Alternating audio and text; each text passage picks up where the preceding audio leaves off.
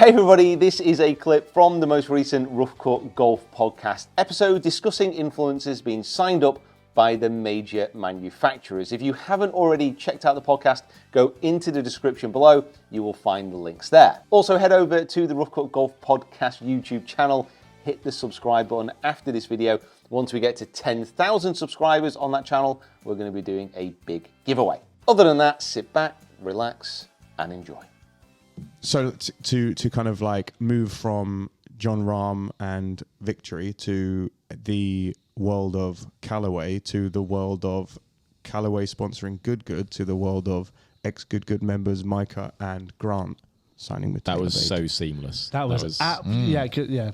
That was very, very good. I got to be honest, I didn't see a segue in there. No, but you made it. You made it. That was fantastic. We were watching you there as well. You made a pathway. That was like watching an explorer like hack through a jungle to try and find the river. That was fantastic. We're getting better at this, aren't we? We are getting better at this. Well, Love it. We'll see. We'll see. We'll see. You guys are.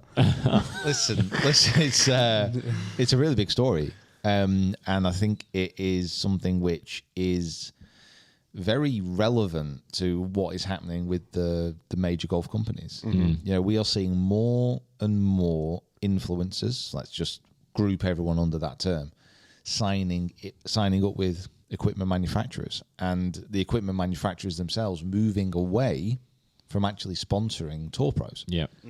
You know, this is a moment where we're seeing really golf influencers start to overtake in the eyes of major companies a level of importance to the best players in the world. Yeah, when you put it like that, it's actually quite significant, isn't it? It's huge. I mean, obviously we have an invested interest in this, and we can't be too hesitant to say that at the end of the day, the videos that we do, the videos that Grant does, that Micah does, that Good, that Rick, you know, talk about everyone. Yeah.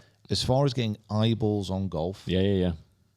as a group, as a collective, YouTube influencers have more viewership globally than tour pros. Yeah. Yeah. And this is where these companies are opening their eyes to. They're probably now seeing that themselves. And anytime something like this happens, a needle shifts for us as well. And you know, it sets a level that we can work off essentially. You know, we're lucky enough to be knowledgeable of the numbers and have the insights. Yep. You have each year, you got the majors, and if you have a team event, say the Ryder Cup, like they're always going to get more international global views than kind of any idiot on YouTube like us. But from week to week, tour event to tour event, the amount of content released on YouTube by these influencers will have more impressions, more views than any of the major tours. Yeah. Now that's a massive change. If you think about what's happened in the last 15 years, that's flipped everything on its head. So companies and broadcasters and everyone is just trying to get their head around what this actually means. And you're seeing the major companies start to really dissipate the lower ranking tour pros contracts, still supplying with equipment, but actually saying, you know what, we're not going to give you any money unless or much less money. Yeah, much less money, but quite a few of them are heavily weighting the kind of win bonuses. Right, okay. So we're not going to So give if you do really well, we'll still give you lots of cash. So if you win an event, we'll give you bonus money, but actually we're just going to give you the equipment and not pay you a sponsorship. Right. Now, 15 years ago, if a player managed to get on tour, they were pretty much guaranteed at least 50 grand in sponsorship by club equipment companies. At least. And that's on the European tour as it was then. Because I knew a few people who'd kind of made it. Now, you're going to be lucky if you get anything. You're going to be very lucky if you get anything. Yeah. And, you know, we're seeing this not only with the lower ranking players, we're seeing this with really well-established good tour pros on every tour. Well, off the back of the TaylorMade, it's Sergio, DJ, and Matt Wolf. They're not with him anymore. You know, that's... Really? Yeah. But, I mean... I didn't know that. Yeah. So we have this conversation... So, bye, DJ. Hello, Garrett and Micah. Well, it's right. Like they will have more influence over people being interested in a product than tour pros will, because they get more, because more people watch them. I don't know what sports you were big in on growing up and things like that, but as a cricketer, I would always want to get the bat of ex-batsman. Yeah, I bought football boots based on what Beckham was wearing. And it's the way that, there's more people, more eyes on Good Goods channels, on Rick's channels, on our channel, on Micah and Grant, that they're going to be influenced. There's the word, it's influenced to change and pick a driver depending on who their favorite YouTuber is and who they want to represent. And with this as well, it's the conversation that we've had for quite some time about who actually moves the needle for you. Yeah. Because listen, you've got players like we're talking about the fact that we get some good numbers and it's all great for us. You have players like Aurori, Ram to some extent now, obviously Tiger, guys at the top of the game who, if they make a statement, if they do something special, that's going to get an absolute ton of views, of interaction. It's like it's newsworthy when they do something. Exactly. We're talking like that Victor Perez shot, for example, like the bunker. I imagine most people watching that would have seen it by now. Yeah, it would have been shared on social. You would have seen it. It would have made the headlines enough for you to know that it happened. So apart from that, week to week, who are people more bothered about what they play, getting involved with, taking a personal interest in? Is it going to be a lower ranking Tour Pro, or is it going to be an influencer that you like to follow? Yeah. And I think a lot of people, even if they don't want to admit it, would probably say, I'm not influenced by anything that a Tour Pro does, and I'm not influenced by anything that anyone on YouTube does.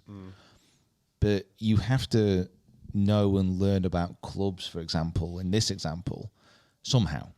Yeah. And where do you get your and info what from? where are you more likely to see that? Yeah. Are you more likely to see that on one of the top creators on YouTube? A Micah playing in his tournament golf now. He's obviously filming all that kind of stuff. If you see that and you're like, oh, what's he playing? He's playing this. All right, what's that driver all about? Yeah. And that's how it works. That's what these companies are trying to do. It'd be great to have a little side-to-side of TaylorMade released a video of Tiger reviewing the new Stealth 2. I don't know if you've seen it. It's Oh my God, have you seen his seen off the toe? 15 seconds, and it's the most ambiguous, not really telling you anything, but they've improved this and improved that, and then obviously you compare that to the reviews that you get on YouTube, you're going to get so much more information. Yeah. 100%. Yeah. That bit about the toe. Yeah. He's like, I tried hitting some out of the toe and I tried hitting some out of the heel, and you're like, oh wow, obviously, they have ridiculous control, so they can do this kind of thing, right? And we've tested it. You've tested it quite extensively, and you had the same kind of outcome. Was that when you don't hit it in the middle, it is kind of hard to control, which makes complete sense. But then he shows an example that they do the spray thing. And they show an example of his out of the toe, and we'll put it up here. Center right. Yeah, it literally is half a centimeter out, and he's like, oh yeah, I've towed that one. Unbelievable. The thing I'm more looking forward to out of these deals, and this is going to be interesting to see how TaylorMade play it and how much access they give. Because that's the first thing that my mind went to was, wow, if Grant and Micah get the opportunity to film with the guys that TaylorMade have got on their books, that's some serious content that they can get out. Yeah. If they're allowed that time, or how easy that time is going to be able to get, that's going to be interesting. And it's where TaylorMade set up themselves. So, how easy are they going to make it? Yeah. We've already seen with Good with Callaway, they've done some stuff with Rahm already, done some stuff with Annika, got Xander. So, it'll be interesting to see how it goes. Do you think, I think that Good Goods kind of recent content has been extremely Callaway heavy, which makes sense. They've just signed a huge deal. Do you think that they maybe don't lose credibility because obviously they don't do club reviews, but do you think that kind of that heavy advertising or product placement continues, or do you think that it kind of just eventually slows down and every once in a while they do a video series where they go and play with Tour Pros? What do you think it looks like for them? I mean, we have this initial burst of activity. Because I was like, good Lord, it's the same video 15 in the different face. times. Yeah. We're going to play this same hole with, which was great. It was good, but it was just... It's the same with any kind of deal with any kind of partner. If you start off really strong in this way, where there's this huge announcement, which is then followed by video straight away, it's kind of a bit of a punch in the face. Yeah. Not a negative one. It's just hello. Well, everyone's talking about it. Yeah, we know what is happening, don't we? Crikey. Yeah. And then eventually will be, there'll be videos featuring Callaway, but for Good, I would have thought it's very much an access thing. Right. Callaway can give them access to 18-hole vlog with John Rahm. Boom. That is so good for both parties. There. Yeah. It's the same. Like Sounds so good. Micah, you know, we've got you an opportunity, 18 holes with Scotty Scheffler. Yeah. Boom. Yeah. Fantastic. You know, Grant, you're off with Colin Morikawa. You know, it's just stuff like that is brilliant, but it's stuff like that that people actually want to watch. Yeah. There's so many people, and get that into those comments, you know, let us know on social. What would you rather watch? Would you rather watch a Friday tournament round of those players, so Colin Morikawa, Scotty Scheffler, John Rahm? Would you sit down and watch 18 holes of them? Or would you sit down and watch an hour video of 18 holes with one of these influencers? Like, what would you actually rather consume as a viewer? Because I think it'd be good for everyone to know, really good for us to know, good for know where you guys sit. Because like I said, the whole landscape has just shifted so quickly. Yeah, it's been quick. Yeah, I mean, there's always going to be a demand for live sport because it's like that Victor Perez shot. You can't make that anywhere else. The whole point of live sport is that you get those moments. Yeah. But apart from those final round moments in the crunch, like, what are you actually drawn to? Like, what do you want to watch as far as golf content goes?